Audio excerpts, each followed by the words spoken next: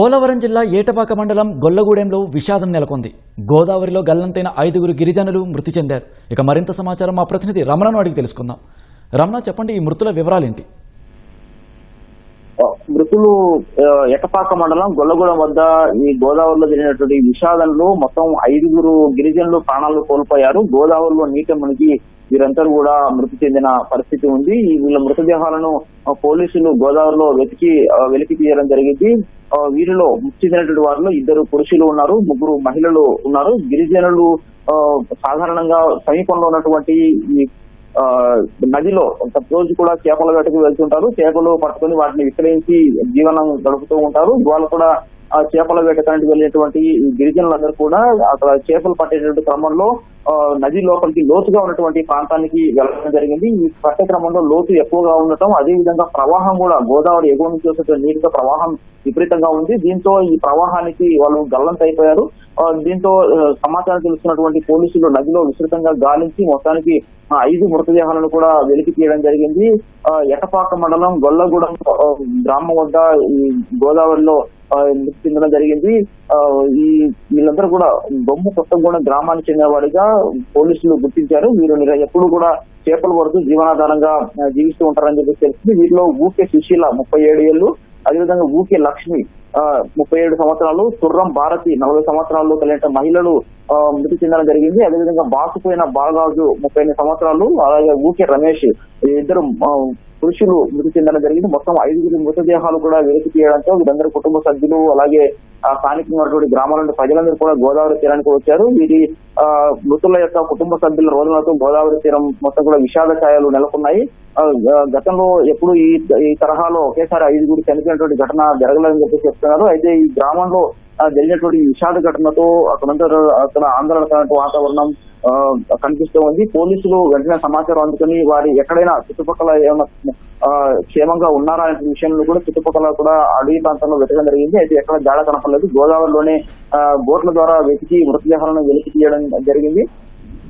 వీరందరూ కూడా ప్రస్తుతం ఉదయం నుంచి కూడా వర్షం కురుస్తున్న పరిస్థితిలో ఒక సహాయ చర్యలు కూడా ముమ్మరంగా జరిపి ఈ యొక్క మృతదేహాలను ప్రస్తుతం వెలికి తీయడం జరిగింది. అయితే దీనికి సంబంధించి గోదావరిలో ఇలాంటి విషాదకర ఘటన జరగడం పట్ల స్థానికుల కావచ్చు, అలాగే చుట్టుపక్కల గ్రామాల్లో కూడా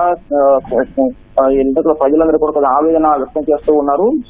ఇక్కడ ఈ తీర ప్రాంతంలో అంటే సరైనటువంటి లోతు తెలిసేటటువంటి ఈ హెచ్చరిక బోర్డులు లేకపోవడం, అదేవిధంగా దీనికి సంబంధించినటువంటి సమాచారం అందించేటువంటి వ్యవస్థ కూడా లేకపోవడంతో ఇలాంటి ఘటనలు జరుగుతున్నాయని చెప్పి కూడా చెబుతూ ఉన్నారు. దీనికి సంబంధించి ప్రస్తుతం అయితే ఈ బాధితులకు సంబంధించినటువంటి మృతదేహాలను వెలికి తీసి వాళ్ళకి పోస్ట్ మార్టం కలిగే ప్రక్రియ కొనసాగుతూ ఉంది. పోస్ట్ మార్టం చేసిన అనంతరం మృతదేహాల బాడీలను కుటుంబ సభ్యులకు అందజేసే అవకాశం ఉంది. దానికి సంబంధించి ఇటు అధికార యంత్రాంగం కూడా ఈ తరహా ఘటనల పట్ల ఆవేదన వ్యక్తం చేస్తున్న పరిస్థితి ఉంది.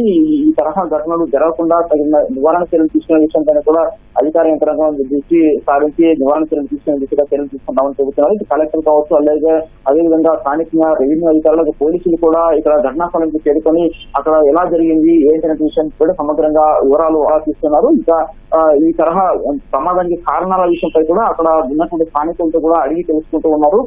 లోతు ఎక్కువగా ఉన్నటువంటి కారణంగానే, అలాగే ప్రవాహం ఎక్కువగా ఉండటం వల్లే ఈ పరిస్థితి, ఈ ప్రమాదం జరిగిందని చెప్పేసి కూడా పోలీసులు నిర్ధారణకు రావడం జరిగింది. ఈ భవిష్యత్తులో ఈ ప్రాంతానికి గిరిజనులు ఎవరు వెళ్లకుండా మరోసారి ఘటన జరగకుండా ఉండేలా తగిన చర్యలు కూడా తీసుకుంటామని చెప్పి పోలీసులు స్పష్టం చేస్తున్నారు. అయితే ఈ ఘటన ఒకేసారి 5 గిరిజన కుటుంబాలందరికీ పేదలుగా తెలుస్తుంది. వీరందరూ కూడా జీవనాధారంగా చేపలు పట్టుకుని జీవించే వారందరూ కూడా జీవనోపాధి కోల్పోవడం జరిగింది. కుటుంబ పెద్ద మరణించడంతో ఇంట్లో రోడ్డున పడిన పరిస్థితి. వీరందరూ కూడా ఆదుకోవాలని చెప్పి ఇక్కడ బాధితులు కూడా ప్రభుత్వాన్ని కోరుతున్న పరిస్థితి. ఇప్పుడు ఉన్నతాధికారులు కావచ్చు, అదేవిధంగా ప్రజాప్రతినిధులు కూడా ఘటనాస్థలానికి చేరుకుని వాళ్ళ బాధితులను ఓదార్చేటువంటి పరిస్థితి ప్రస్తుతం కనిపిస్తూ ఉంది. దీనికి సంబంధించి ఘటనపై ఇక వాళ్ళకి ఎవరైతే ప్రాణాలు కోల్పోయి వారి కుటుంబాన్ని ఆదుకునే విషయంలో, అదేవిధంగా భవిష్యత్తులో ఈ తరహా ఘటన జరగకుండా ఉండేందుకు అధికారులు తగిన చర్యలు తీసుకుంటామని చెప్పి హామీ ఇస్తున్నారు.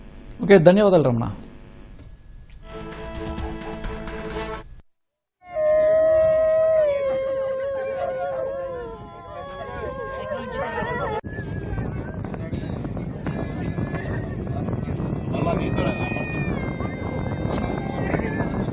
అగలగానే